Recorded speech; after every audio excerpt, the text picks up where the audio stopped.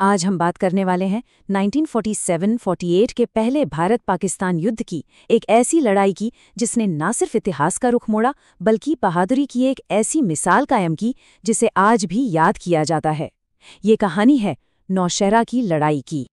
चलिए कहानी की शुरुआत करते हैं सीधे एक ऐसे पल से जहां सब कुछ दांव पर लगा था। सोचिए, एक छोटी सी चौकी, सिर्फ 9 सैनिक और सामने दुश्मन की एक पूरी फौज।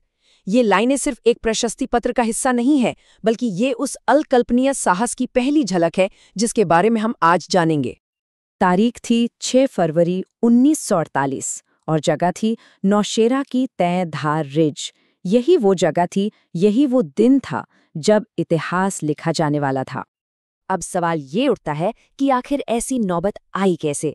कैसे सिर्फ 9 सैनिक एक पूरी दुश्मन ब्रिगेड के सामने देश की आखिरी उम्मीद बन गए? इस सवाल का जवाब जानने के लिए हमें थोड़ा सा पीछे जाना होगा। हमें समझना होगा कि नौशेरा आखिर इतना अहम क्यों हो गया था और कैसे ये छोटा सा शहर एक बड़े युद्ध का केंद्र बन गया। देखिए, सब कुछ बहुत तेजी से हो रहा था। अक्टूबर 1947 में पाकिस्तानी कबायली हमलावरों ने कश्मीर में घुसपैठ की और युद्ध शुरू हो गया। देखते ही देखते दिसंबर तक उन्होंने झांगर जैसे एक बहुत ही जरूरी शहर पर कब्जा कर लिया। इस जीत से उनका हौसला बढ़ गया और अब उनका अगला निशाना था नौशेरा। झांगर का हाथ से निकल जाना भारतीय कमांड के लिए एक बहुत बहुत बड़ा झटका था। अब ये बिल्कुल साफ हो चुका था कि नौशेरा को बचाना ही होगा। ये सिर्फ एक जमीन का टुकड़ा बचाने की बात नहीं थी, ये देश का मनोबल बचाने की लड़ाई थी। नौशेरा को किसी भी कीमत पर गिरने नहीं दिया जा सकता था। और इस लगभग नामुमकिन काम की जिम्मेदारी सौंपी गई एक ऐसे कमांडर को जिन्हें इतिहास आज भी नौशेरा का शेर के नाम से याद करता है। ये थे ब्रिगेडियर मोहम्मद उस्मान, एक ऐसे महान अफसर जिन्होंने विभाजन के मुश्किल वक्त में भारत को अपना देश चुना। उनका नेतृत्व सिर्फ उनकी सैन्य काबिलियत की वजह से अहम नहीं था, बल्कि वो उस वक्त भारत की एकता और अखंडता का एक जीता जागता प्रतीक थे। ब्रिगेडियर उस्मान सिर्फ एक कमांडर नहीं थे, वो रक्षा रणनीति के एक आर्किटेक्ट थे। वो जानते थे कि दुश्मन एक बड़ा हमला जरूर करेगा, इसलिए उन्होंने पहले से ही एक जबरदस्त प्लान तैयार कर रखा था। लड़ाई के दौरान वो खुद एक पोस्ट से दूसरी पोस्ट पर जाकर सैनिकों का हौसला बढ़ाते रहे, ये सुनिश्चित करते हुए कि हर कोई आने वाले तूफान के लिए तैयार है।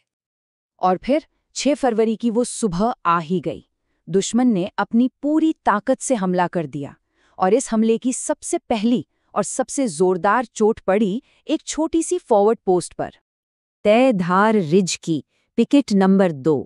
इस चौकी की कमान संभाल रहे थे नायक यदुनाथ सिंह।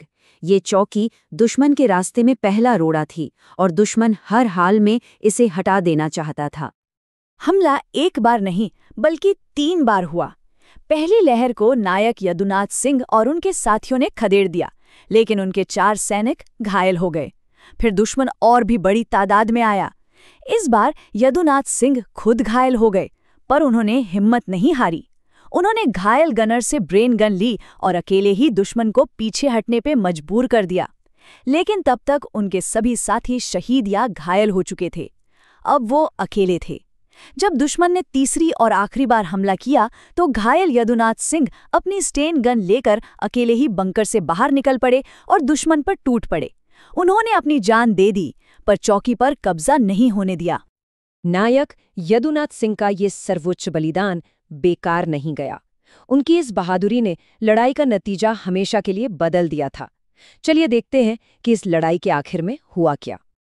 दुश्मन के मारे गए और घायल सैनिकों की संख्या 1000 से भी ज्यादा, और भारतीय सेना की तरफ ये आंकड़ा 100 से भी कम था। ये एक अविश्वसनीय एक तरफा जीत थी। सोचिए, एक पूरी ब्रिगेड के हमले को न सिर्फ नाकाम किया गया, बल्कि दुश्मन को इतना भारी नुकसान पहुंचाया गया कि वो पीछे हटने पर मजबूर हो गए। ये उस युद्ध की सबसे बड़ी जीतों में से एक थी। इस जीत ने सब कुछ बदल दिया। ये दक्षिणी मोर्चे पर एक टर्निंग पॉइंट साबित हुई। इसी जीत से मिले हौसले के दम पर ब्रिगेडियर उस्मान ने अगले ही महीने झांगर पर दोबारा तिरंगा फहराया और नायक यदुनाथ सिंह को उनके इस अदम्य साहस के लिए मरणोपरांत भारत के सबसे बड़े वीरता पुरस्कार परमवीर चक्र से सम्मानित किया गया। उनके प्रशस्ति पत्र में ये शब्द लिखे हैं कि उन्होंने सिर्फ अपनी टुकड़ी को नहीं बल्कि अपनी पूरी चौकी को दुश्मन के कब्जे में जाने से बचाया, और वो भी तब जब लड़ाई सबसे नाजुक मोड़ पर थी। नायक यदुनाथ सिंह और ब्रिगेडियर उस्मान जैसे वीरों की ये कहानी हमें हमेशा याद दिलाती है कि सच्चा साहस क्या होता है।